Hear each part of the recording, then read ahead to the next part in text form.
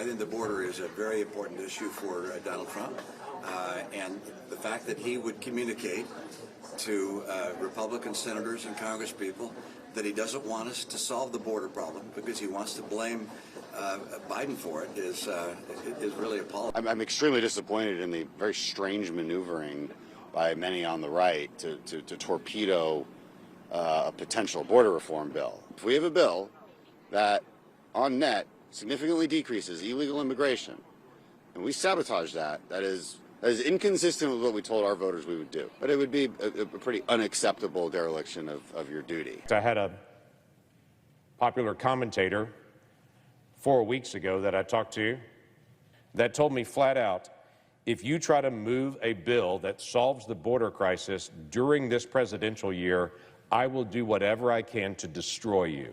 But I would acknowledge President Trump failed, along with Republicans, Paul Ryan and the guys.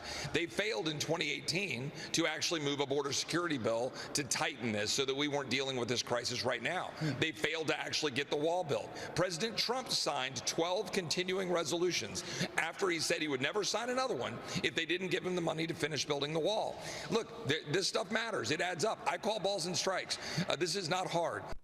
The Speaker says that if one migrant comes across the border, that's one migrant too many, and your bill doesn't do enough to completely shut down the border. Actually, it does completely shut down the border in many ways. What's up, everyone? I'm Coach D. Hey, if you haven't yet, please subscribe to my page. We're getting closer and closer to 20,000 subscribers, and I really do appreciate you guys, so thanks in advance. So that is unequivocal proof from Republicans that Donald Trump was the puppet master behind killing the border bill. A border bill that Republicans, Democrats, Border Patrol agents, and governors of border states all agreed would significantly reduce border crossings and crime. Trump killed the bill so that he could do exactly what he and other Republicans are doing today. Here's Marjorie Taylor Greene acquiescing to the plan. Since being appointed by border czar by President Joe Biden, Kamala Harris has undoubtedly been a complete failure in her job and has destroyed our country by releasing a record-setting levels of criminals, rapists, and terrorists into our communities. Despite the attempts of the fake news media to whitewash her appointment as border czar, as Axios correctly reported, and they're now lying and say they never did, she was in fact labeled a border czar by nearly every major news outlet across the country. So, you start by painting Kamala as the person responsible for the border. A few weeks ago it was Joe Biden, but now that Kamala is the nominee, they've branded her the border czar. With that, you start using tragedy as political pawns. They find a family that has suffered tragedy at the hands of a migrant and exploit the family, in some cases even after the family has asked them to stop. And many on the right are doing this. And don't allow her blatant hypocrisy to distract you from the irony of the fact that she's a member of the House, the branch of government tasked with making and passing laws for the president to sign. The border bill was the law that they needed to pass, and she voted against it. But the next part is the most important. That is instilling fear in the American people. Donald Trump has to do the heavy lifting. He has to paint the picture that crime is up and you're in jeopardy of horrible things if you don't elect him to fix the problems that he made up. So he goes out and he says things like this. Like in Caracas, Venezuela, the criminals have all been brought to the United States. Their crime rate is down in Caracas. In fact, I suggest if I lose, I'll tell you what's possible. Because they cheat. That's the only way we're going to lose, because they cheat. They cheat like hell.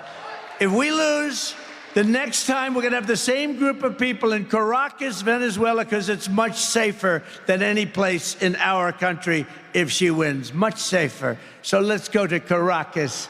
It was a very unsafe place. Now because in Venezuela, their crime is down 72%. Because they've taken their criminals, their gang members, their drug dealers, and they've brought them into the United States of America, and they're also releasing almost all of their prisoners. Soon the almost will be gone. Their prisons will be empty. Their mental institutions and insane asylums will be empty. They're dumping them in our country, and I never had proof. And those fake news reporters back there, they never... By contrast, Kamala Harris betrayed her oath. She let our cities fail to violent gangs. She let our American sons and daughters be raped and murdered at the hands of vicious monsters. She let American communities be conquered. They're conquering your communities. You go out to Aurora in Colorado, where they're taking over with AK-47s real estate. They're in the real estate development business, just like me, except I never got to use guns to do it. And the mayor is a nice man. In fact, I think he's an independent or a Republican, and he doesn't know what to do, and he doesn't know what to say. He wants to be nice.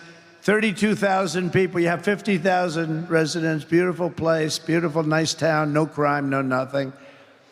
They now have 32,000 people dumped into the town, and he's trying to say, we're working very hard to make it comfortable for them. No, those people have to be taken out and brought back to the country from where they came. I'm sorry.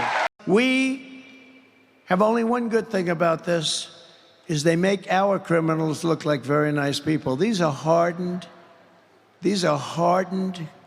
horrible criminals, and we have to get them the hell out of our country because they're ruining the fabric of our country. Kamala is directly responsible for the tens of thousands of crimes committed by illegal migrants that she set free into our country. So last night I went to a high school football game that my nephew played in. The game was good, it was high scoring, and my nephew did pretty well. We live in a pretty diverse community. Our city hasn't been conquered or taken over. Neither has Aurora, Colorado. I looked up high school football in Aurora, and they had games as well. In fact, Regis Jesuit, one of Aurora's top high school football teams, flew to Arizona a couple of weeks ago to play the number 4 team in the state of Arizona, a border state, and there were thousands of fans there as well. Why am I saying this? Because this is happening in pretty much every city in America. But if you're listening to Donald Trump, you think people are afraid to leave their homes because Venezuelan and Haitian gangs have conquered them. And this is calculated racism. The white people attending these Trump rallies live in relatively safe places as well, but they're being told to fear what might happen if Donald Trump isn't elected. And many of them are falling for it. Recently, a man at a Trump rally was asked how illegal immigration was affecting him. He said it's not, but then he rambled off a bunch of talking points and conspiracies that he's being told at Trump rallies. And that right there is pretty much all you need to know about how their hateful messages are being disseminated. Period.